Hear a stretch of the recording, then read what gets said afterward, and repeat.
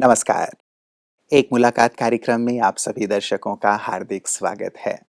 मित्रों, आप जानते हैं कि इस मंच पर हम हर बार एक ऐसी विशेष विभूति से मिलते हैं, जिनका जीवन हम सबके लिए प्रेरक होता है, जो शिखर पर होते हैं और सभी को शिक्षा प्रदान करते हैं, सभी को अपने अनुभव से वो सुंदर रत्न देते हैं, जिससे वो भी शिखर की ओर यात्रा कर सकें। और आज हम सब बहुत-बहुत मैं कहूँगा भाग्यशाली हैं कि एक आध्यात्म जगत की एक ऐसी विभूति हमारे साथ हैं, जो सचमुच प्रेरणा के स्रोत हैं। सचमुच जिनका जीवन धर्म को समर्पित है, आध्यात्म को समर्पित है और जिनका एक ही उद्देश्य है कि कैसे जन-जन तक आध्यात्म का सुंदर संदेश पहुँचे, सभी कैसे जीवन में सुखी हों, शांत हों, कैसे ईश्वरमय हों, ताकि सबका जीवन आनंद से परिपूर्ण हो। तो आज हमारे साथ हैं जीयर स्वामी करपात्री जी महाराज, जो अयोध्या से हमारे बीच पधारे हैं। आइए उनका स्वागत करते हैं, अभिनंदन करते हैं और ज्ञान योग की सरिता में प्रवाहित होते हैं। बहुत-बहुत स्वागत है आपको भी आपका बहुत-बहुत इस मंच धन्यवाद। पर महाराज। बहुत-बहुत आशीर्वचन, बहुत-बहुत धन्यवाद। अभिभूत हैं हम आपको यहाँ पाकर के और क्योंकि आपका पूरा जीवन ही बिल्कुल प्रेरक है, सभी के लिए जी, प्रेरणा देने वाला है। मैं आपके बारे में पढ़ रहा था तो बहुत ही मुझे प्रेरणा प्राप्त हुई, लेकिन उस ओर मैं आने से पूर्व ये जानना चाहूँगा कि वैसे आम तौर पर लोग इस संसार को भोगना चाहते हैं, संसार का सुख लेना चाहते हैं, आनंद लेना चाहते हैं और चारों तरफ देखना चाहते हैं। लेकिन धर्म का मार्ग एक ऐसा मार्ग है अध्यात्म का, जो त्याग से भरा हुआ है, तप से भरा हुआ है। तो ये मार्ग आपने जो कहा जाता है कांटों का मार्ग है, क्यों चुना? देखिए, संशय सार यस्य संसार है। ये संसार संशय का सार है हुँ, हुँ। और जो संत होता है, वो संशय इति यन्तः यस्य संतः। जो संशय का अंत कर दे, वो संत होता है। जी। और जो संशय का अंत कर देता है, वो संसार में रहते हुए भी संसार से विरक्त रहना चाहता है। तो हम लोग का जीवन अपने लिए कोई जीवन नहीं है। हम लोग का जीवन को केवल संसार के उन लोगों के लिए है, जिनको परमात्मा से संपर्क हो जाए और हम सद्मार्ग पे चलें। हुँ। ये हमारा जीवन है। तो बचपन से ही ये वैराग्य का भाव, प्रभु प्रेम का भाव था या नहीं, अचानक मेरे जागृत हुआ? पिताजी स्वतंत्रता संग्राम सेनानी, आज़ाद हिंद फौज के बड़े अच्छे सिपह सालार थे। अच्छा। हाँ, उनके अंदर एक भावना थी कि मेरा बेटा पढ़ कर के एक अधिकारी बने। उनके इस आदेश पे मैंने एमएससी एजी एंटोमोलॉजी से किया। बहुत अच्छा। और आपको ये जान कर के होगा, लगभग 82 किलोमीटर हम साइकिल से पढ़ने जाते थे। 82 किलोमीटर? अगर साइकिल मेरी पंचर हो जाती थी, तो उसको बनाने के लिए मेरे पास पैसे भी नहीं रहते थे हुँ, हुँ, हुँ। और जूता की जगह मैं चप्पल पहन के जाता था। तो आप कहाँ से कहाँ पढ़ने जाते थे? मैं बस्ती से जाता था देवरिया। अच्छा, बस्ती से देवरिया। देवरिया 82 किलोमीटर्स एक एटी तरफ या आना-जाना ए दोनों? ए एक एक तरफ, ओह! तरफ। हाँ, हर शनिवार को आना हाँ, हाँ। और जो है रविवार के शाम को जाना। तो वहाँ भी बड़ी गरीबी से मैंने पढ़ी। जी। गरीबी का वो माहौल था, कभी 2-2 दिन तक भोजन भी नहीं मिल पाता था, किसी तरीके से। तो हमारे पिताजी कहा करते थे कि बेटा हमने देश को आज़ाद ऐसे नहीं कराया है। 14 दिन तक मुझे उल्टा लटकाया गया था और कोड़े मारे जा रहे थे। तो जो खून नीचे गिरता था, उसको अंग्रेज प्लास्टिक के जूते में इकट्ठा करके हमको पीने के लिए देते थे। ओह! तो 14 दिन के बाद जब सुभाष चंद्र बोस को पता चला, तो हम 3 लोगों को नीचे उतारा गया। तो बेटा मैंने देश को आज़ाद किया इस तरीके से। तो आप एक अधिकारी बनें, लेकिन अधिकारी बनने के साथ-साथ ये सच्चाई और ईमानदारी के साथ लोगों से कहें कि हमने देश को आज़ाद क्यों किया है। यद्यपि मेरी नौकरी करने की कोई इच्छा नहीं थी, हुँ, लेकिन एमएससी ये करने के बाद मुझे उत्तर प्रदेश सरकार में नौकरी मिली। मैं शासन में आया, लेकिन बहुत दिन तक मैं निर्वहन नहीं कर पाया। जी के डेथ के बाद मैंने जो है उसका परित्याग कर दिया। कोई विशेष कारण? कारण यही था कि एक तो मुझे राम जी का दर्द और जो भ्रामक पैदा करते थे।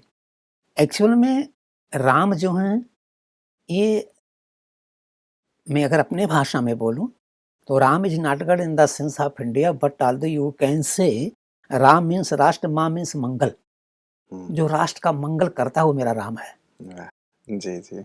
जो राष्ट्र का मंगल करने वाले। राम मतलब राष्ट्र और हुँ, मा मतलब मंगल। जी, जी। लेकिन राष्ट्र का मंगल वही कर सकता है जिसको अपनी माँ से प्यार हो, हुँ, धरती माँ से प्यार हो, अपनी माँ से प्यार हो। मातृभूमि से। तो मुझसे किसी ने पूछा हुँ, कि राम को क्या माँ से बहुत प्यार था? हमने कहा राम मतलब ही होता है कि रिमेंबर ऑलवेज मदर, अच्छा।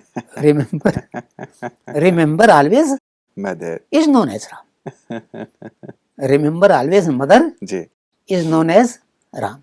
ये जो श्री राम से प्रेम है जी। आपका, तो वो बाल्यकाल से था या फिर थोड़ा तरुण होने के बाद नहीं, ये नहीं जागृत बाल्यकाल हुआ? से था। बाल्यकाल से था, फिर अंकुर भी तो ब आपने नौकरी की और पिताजी के पिताजी के कारण, देहावसान के पिता बाद फिर आपने पिताजी के कारण मैंने नौकरी किया। जी, जी, जी, फिर आपने हाँ, उसे उसका नेचर तो मेरा परित्याग राम किया। से जी, तो क्या परित्याग करने के बाद आपने तुरंत ही ये हाँ, जो तुरंत, संन्यास धारण कर तुरंत, लिया? तुरंत।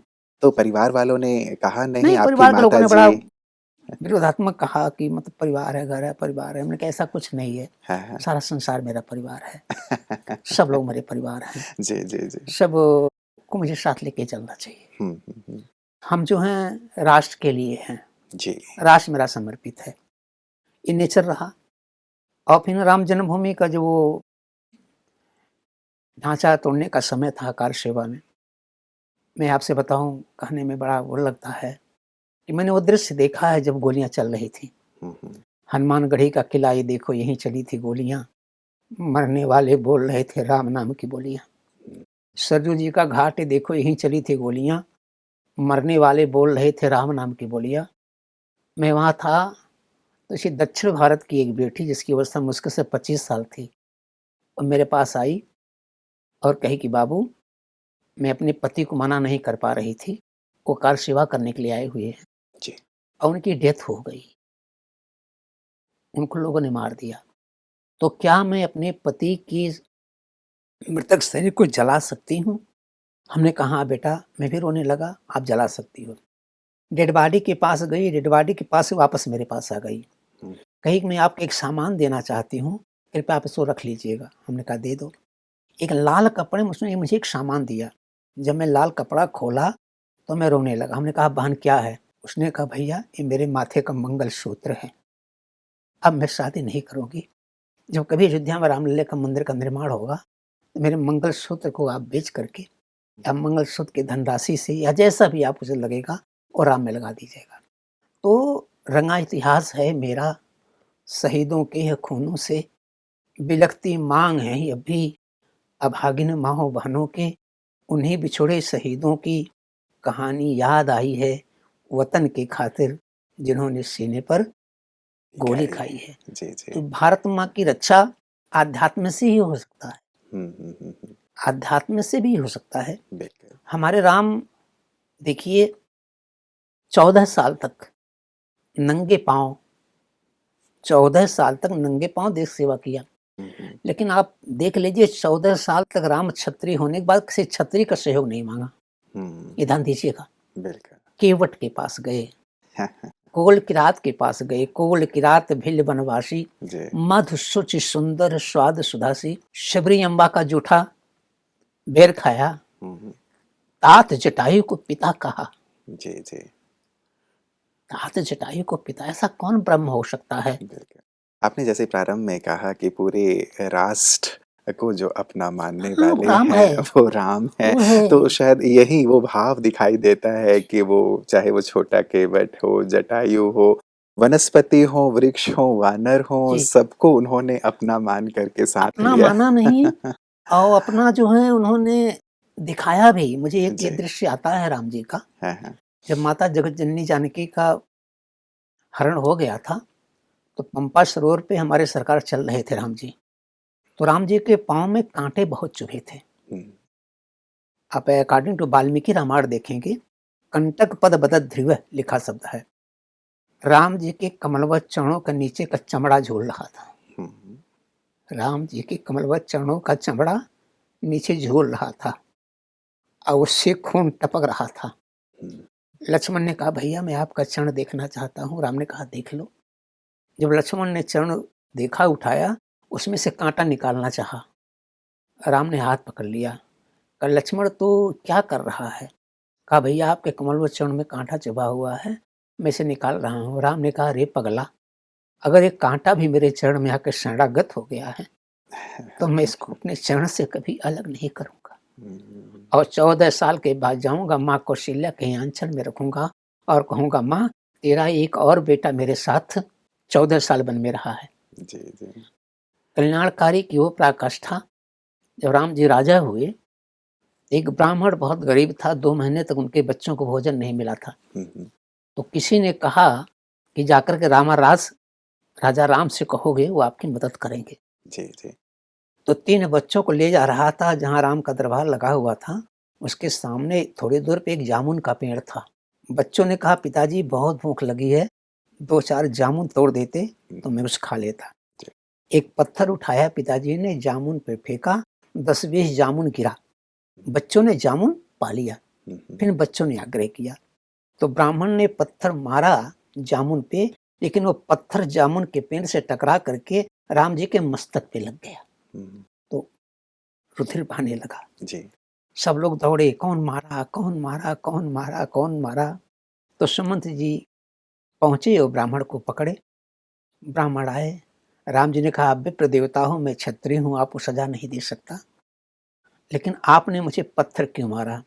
ब्राह्मण ने कहा, सरकार मैं ब्राह्मण हूँ, मेरे बच्चे 2 महीने से भूखे थे, आप याचना के पास आया, जामुन का पेड़ था, बच्चों कहने से मैंने पत्थर मारा, जामुन गिरा, बच्चों ने पाया, फिर दोबारा किया, दोबारा मैं पत्थर मारा तो सरकार ये पत्थर जामुन के पेड़ से टकरा करके आपके मस्तक पर लग गया है, आपको जो सजा देनी हो दीजिए। राम ने कहा, सुमंत से पंडित जी को 14 गांव दे दीजिए और इनको 5 साल के भोजन की व्यवस्था दे दीजिए। तो सुमंत ने कहा, सरकार आपको चोट लगी है, पत्थर लगा है, खून बह रहा है। तभी राम ने कहा, सुमंत जी, जब निर्जीव जामुन का पेड़ पत्थर सह करके इसको भोजन दे सकता है, तो राम अगर चोट खा करके भोजन नहीं देगा तो मुझे कोई राम नहीं कहेगा। जी, जी, ये करैक्टर हमारे राम का है। और नीचे सोऊंगा तो पृथ्वी मेरी माँ है, माँ की गोदी में बालक जब सोता है तो कभी गिरता बहुत अच्छी बात। कभी गिरता है? बिल्कुल नहीं गिरता है। हमारा तो महाराज जी, हमारे पास जो व्यवस्थाएं हैं वो किसी राजा के पास नहीं है, ब्रह्म कुमारी के पास भी नहीं है। अगर मुझसे कोई पूछे, मुझसे किसी ने पूछा, करपात्री जी आपकी व्यवस्था क्या है? हमने कहा, मेरी व्यवस्था है कि रवि आहार तन शशि दिया, फल भो सलिल प्रवाह, अवन सेज पंखा पवन, अवन कछु प्रवाह। सूर्य के माध्यम से मुझे एनर्जी मिल जाती है, तन मजबूत होता है। रात में चंद्रमा मेरा दीपक का काम करता है। रवि आहार तन सदिया फल भो, जंगल में मीठे मीठे फल मुझे भोजन मिल जाती है। रवि आहार तन सदिया फल भो सलिल प्रवाह, जंगल का मीठा सरिता का जल मुझे मिल जाता है। अवन सेज है, देवी माँ मेरी बिस्तर बनी हुई है। पंखा पवन, पवन देवता पंखा ना चलाते हैं। अब क्या इससे भी अच्छी व्यवस्था आपके भवन में है क्या कोई? अगर इससे अच्छी व्यवस्था तो बताओ। लाइट चली जाए तो सब बेकार है, जी, जी। बिस्तर फट जाए सब बेकार है, हमें कोई समस्या नहीं है। रवि आहार तन शशि दिया, फल भो सलिल प्रवाह, अवन सेज पंखा पवन, अब न कछु प्रवाह। आइए मैं अयोध्या में दिखाता हूँ। मैं केवल 15x10 के कोठरी में रहता हूँ। मैं 5 बाय 2.5 फीट का मेरे सोने का स्थान है, उसी में सोता हूँ। साधना कक्ष मेरा है, कोई आवे उस साधना कक्ष में आवे और नहीं आवे तो कोई आवश्यकता नहीं। तो परमात्मा की प्राप्ति के लिए हमें थोड़ा कष्ट की आवश्यकता है और मेरा राष्ट्र सर्वोपरि है। जी, जी, जी। तो आपने जो ये सुंदर सा प्रण लिया था और जैसे ही रामलला विराजे मंदिर में, तो फिर आपने नहीं, वो मैं चालू था, लेकिन जब मंच पे हमारे प्रधानमंत्री बोल रहे थे और मैं तो सामने ही बैठा था 22 जनवरी को, तो जब वो योगी आदित्यनाथ बोलने पहुंचा तो उन्होंने कहा कि मैं निवेदन करूंगा करपात्री जी आज भोजन कर लेंगे। जी, जी, जी। मैं निवेदन करूंगा मेरा भाई करपात्री आज भोजन हाथ में करेगा। तो सबसे पहला व्यक्ति मैं हूँ रामलला का दर्शन करने वाला। अरे और जब पहुंचा तो वहाँ पे एक राजू दास जी थे, जी। उन्हें कहा कि मुख्यमंत्री ने कहा कि इनको जबरदस्ती आज हाथ में खिला दीजिएगा। तो वो प्रण मेरा पूरा हुआ, लेकिन अब भी अभ्यास है।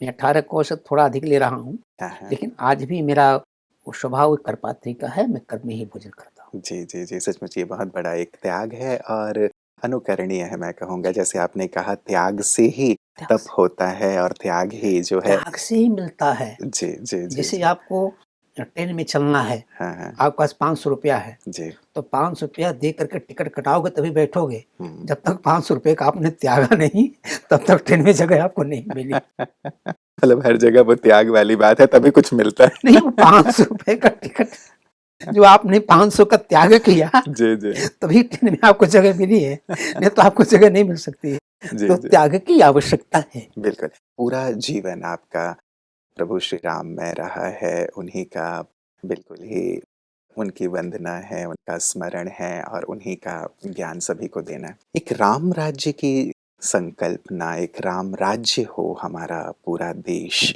ये एक विचार लंबे समय से रहा है और उस समय से भी ये रहा है हमारा कि हमारी संस्कृति में कि पूरा हमारा देश राम राज्य जैसा हो। राम राज्य की जो परिकल्पना है, वो कैसे साकार हो हो सकती है रही आपके है, अनुसार? हो रही है। जी। रामराज की परिकल्पना हमारे उत्तर प्रदेश से प्रारंभ हो गई है, हुँ, हुँ। हो रही है। जी। जैसे उत्तर प्रदेश का हमारा मुख्यमंत्री योगी आदित्यनाथ हुँ, मुख्यमंत्री है। जी। वो दिन मुझे याद है जब महाराज दशरथ का देहावसान हुआ था और चित्रकूट में भरत ने राम से कहा था कि पिताजी नहीं है, तो राम चित्रकूट से रो रहे थे पिताजी के लिए। पिताजी, मैं बड़ा पुत्र होने के बाद भी आपका दाह संस्कार नहीं कर पाया, मैं कितना अभागा बेटा हूँ, आपके पास नहीं आ पाया। हुँ, राम जी रो रहे थे। जी। जस्ट लाइक योगी आदित्यनाथ के पिता की जब चिता चल रही थी, तो योगी आदित्यनाथ सचिवालय में रो रहा था हुँ, हुँ, हुँ। कि पिताजी, मैं मुख्यमंत्री हूँ,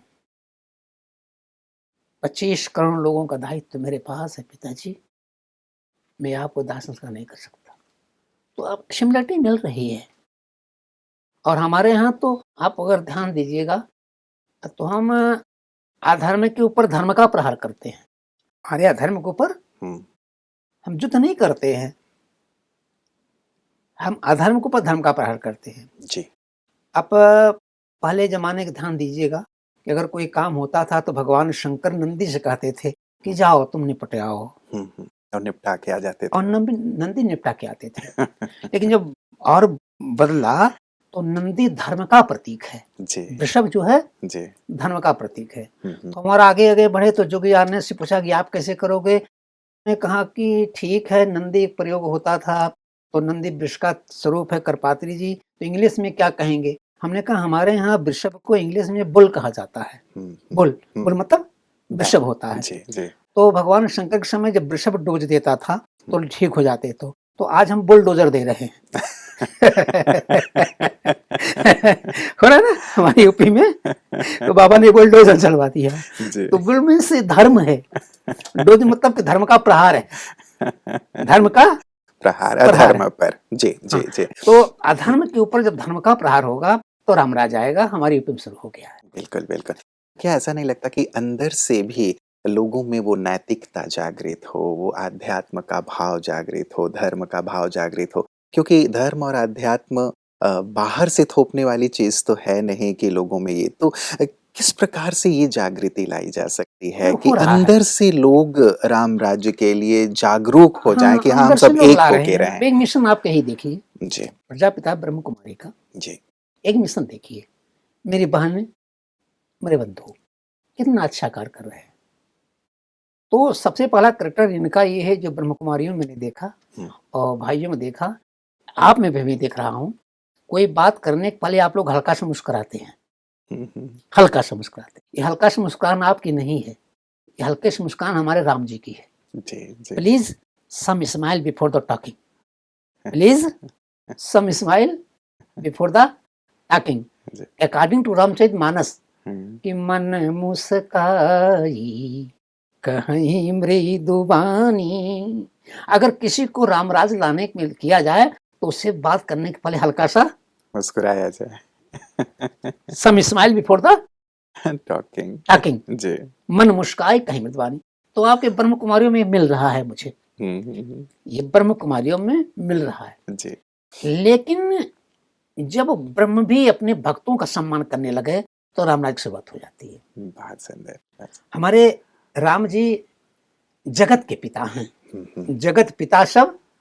राम बखाना, और प्रजा क्या है, वो पुत्रवत है। जी। तो अगर प्रजा पिता में माना जाए तो हमारे श्री लाड रामा है, लाड रामा प्रजा के पिता हैं। लेकिन जब वही प्रजा के पिता राम जी चित्रकूट में आते हैं तो लोग उनसे पूछते हैं कि अपना परिचय दीजिए, तो राम कहते हैं कि मैं भरत का बड़ा भाई हूं। तो भरत दौड़ता है, भैया ये कौन सा परिचय है, क्या आप अपना परिचय मुझसे दे रहे हैं? तो वहां ध्यान दीजिएगा, मैं धन्यवाद देता हूं प्रजापति वालों को। वहां राम प्रजापिता हैं, जगत के पिता हैं। वहां राम ने क्या कहा भरतलाल जी से, कहा भरत अरे पगला तू राजा है रे, तू राजा है अयोध्या का, मैं प्रजा। इस नाते प्रजा का दायित्व होता है कि अपने राजा से परिचय दे। जहां ये विनम्रता आ जाए, वो विनम्रता आपकी ब्रह्म कुमारी में प्रकाश मणि दीदी में आई, प्रकाश मणि दीदी में आई जी। मेरी अवस्था बहुत कम थी, छोटी सी थी, शायद मुझे हल्की सी कहीं मुलाकात हुई, मुझे ये समझ नहीं आ रहा है। दादी प्रकाश मणि जी से। लेकिन जानकी दीदी से मेरा बड़ा अच्छा संबंध रहा। तो जानकी दीदी अक्सर मुझसे कहा करती थी कि दीदी के अंदर एक स्वभाव ये था कि विनम्रता बहुत थी, दीदी विनम्र बहुत थी, नम्रता बहुत थी, दूरदर्शिता थी। एक प्रशासक होने के कारण, एक प्रशासिका होने के कारण हर लोगों के चंबर में जाती थी, पूछती थी आपको क्या कमी है। सबसे बड़ी विशेषता हमने प्रकाश मणि दीदी में ये पाया कि वो कहती थी यदि आप गृहस्थ धर्म में हैं तो मैं ये नहीं कहूँ कि उस धर्म को छोड़कर किसी दूसरे में आप आइए, आप मेरे पास आइए, मेरा गुण लीजिए, इसका प्रयोग वहां कीजिए। जो आज आप खंडन मंडन की बात करते हैं उनका ही जवाब है। हमने कभी नहीं कहा कि आप गृहस्थ धर्म का परित्याग कीजिए, आप अगर वहां हैं तो आप एक धर्म को छोड़ करके दूसरे धर्म को अपनाओगे तो ना यहाँ रह पाओगे और ना वहां। इसलिए गुण ग्रहण करो, अच्छी चीजें ग्रहण करो। ये विशेषता प्रकाश मणि में भी कोई खास चीज नहीं है। हम मुझसे पूछेंगे करपात्री जी ये कोई प्रकाश मणि दीदी कोई विशेषता है? प्रकाश मणि दीदी कोई विशेषता नहीं है, मुझसे पूछिए। क्योंकि बाबा हमारे हीरा के जौहरी थे जी। बाबा हमारे जो है ये किसके जौहरी थे? हीरा के बहुत बड़े व्यवसायी थे। तो लोगों से तो कहते थे कि मैंने व्यवसाय छोड़ दिया है और अब उससे कोई मतलब नहीं है, लेकिन हम बच्चों के लिए जो एक प्रकाश की मणि जो हीरा रखे थे वो हमको दे गए। बिल्कुल बिल्कुल। जो एक मणि थी हीरा की जो आलोकित प्रकाश करती है, बाबा वो हमको दे गए। आज वो आलोकित हो रहा है, तो ये रामराज की ही तो झलक है। बहुत सुंदर। क्या ऐसा लगता है करपात्री जी महाराज कि सभी को ब्रह्मा कुमारी जो ज्ञान दे रही हैं वो ज्ञान सुन के अपने जीवन में आध्यात्म को लाना चाहिए, ताकि आज जो एक मन अशांत है, द्वंद्व में है, परेशान है, उससे वो निकल करके जीवन का संपूर्ण आनंद ले सके। यही एक रास्ता है जो मेरी बहनें कर रही हैं, जो ब्रह्म कुमारी से कर रही हैं, जो मेरे ये लोग कर रहे हैं। यही एक रास्ता है सबको अपनाने का। और जिस दिन ये और प्रगाढ़ रूप में जाएगा, लेकिन इसकी ज्योति थोड़ी सी ठीक है, जल रही अच्छी है, लेकिन अगर इसकी ज्योति हमारे अयोध्या से जलती, एक बृहद आश्रम अयोध्या में बनना चाहिए। जी जी जी। विशाल का आश्रम वहाँ है, छोटा है। जी जी जी। बस अब आपके सहयोग से वो बृहद आश्रम हो जाएगा, बन जाएगा। हमारे वहाँ 2 बच्चे हैं, मुकेश है, ब्रजेश हैं और लोग हैं। इन सारे बच्चों को बड़ी दिन है। हम सारे शंकराचार्य या जीयर स्वामी या महंत हम लोग चाह रहे हैं कि ब्रह्मा कुमारी के एक स्थान अयोध्या में बने और वे विशाल काय बने, ताकि अयोध्या से एक आवाज होगी और रामराज की चिंगारी होगी और रामराज की स्थापना हो जाए। बहुत बहुत शुक्रिया, आप यहाँ आए, बहुत धन्यवाद। आप यूं ही शतायु हो, दीर्घायु हो, यूं ही आध्यात्म और धर्म का सुंदर संदेश सब तक पहुंचाते रहे, ऐसी हमारी मंगल कामना है। प्रणाम। ओम शांति। मित्रों, कहा जाता है जस केले के पात पात में पात, तस ज्ञानी के बात बात में बात। करपात्री जी महाराज की बात बात में बात निकलती चली जा रही थी। एक एक शब्द को बहुत ही उन्होंने स्पष्ट किया कि क्या इनका भाव है। सचमुच शब्दार्थ अलग होते हैं, भावार्थ अलग होते हैं, और ईश्वर तो एक है जिनके धाम से हम सब आए हैं, उनकी ही हम संतान हैं और वापस उनके धाम ही हमें चलना है। वो कहते भी है ना, जहाँ से आए हैं वहीं जाना है, प्रभु ने भेजा है, प्रभु के पास ही जाना है। यहाँ तो हम गेस्ट हाउस में हैं, 4 दिनों के लिए हैं, फिर क्या तेरा क्या मेरा, हम यहाँ जो बटोरते हैं, क्या कुछ लेके जा पाते हैं, सब यहीं तो रह जाता है। तो क्यों ना प्रेम का ही प्रचार-प्रसार हो, अध्यात्म का ही प्रचार-प्रसार हो, सभी में नैतिकता आए, धर्म आए, प्रेम पनपे, सम्मान पनपे, भाईचारापन पे और हम समूचे विश्व को ही राम राज्य बना दें। राम राज्य अर्थात जहाँ कोई द्वंद नहीं है, कोई द्वेष नहीं है, कोई तेरा मेरा नहीं है तो बस प्रेम, है तो बस सम्मान, है तो बस आध्यात्म का भाव। ऐसे आनंद में रमण करने वाले उसे राम राज्य कहा जाता है, जहाँ सभी धर्म, जाति, भाषा के लोग एक साथ मिल-जुल कर के रहें, जहाँ इसका भाव ही ना हो। तो आएँ हम सब भी मिलकर ऐसा ही एक कदम उठाएँ। हम देखते हैं कि ऐसे महान संत अपने जीवन में इतना बड़ा त्याग सहजता से कर लेते हैं ताकि ईश्वर के लिए कुछ कर सकें और ईश्वर के कार्य को लोगों तक पहुँचा सकें। क्या हमारा भी एक दायित्व नहीं बनता कि हम भी आध्यात्म की ओर एक कदम बढ़ाएँ और इस सत्य को चारों ओर फैलाएँ, अध्यात्म को चारों ओर फैलाने में अपना योगदान दें। तो इस पर गहराई से विचार कीजिएगा। एक नए मेहमान के साथ पुनः आप सबसे मुलाकात होगी। नमस्कार।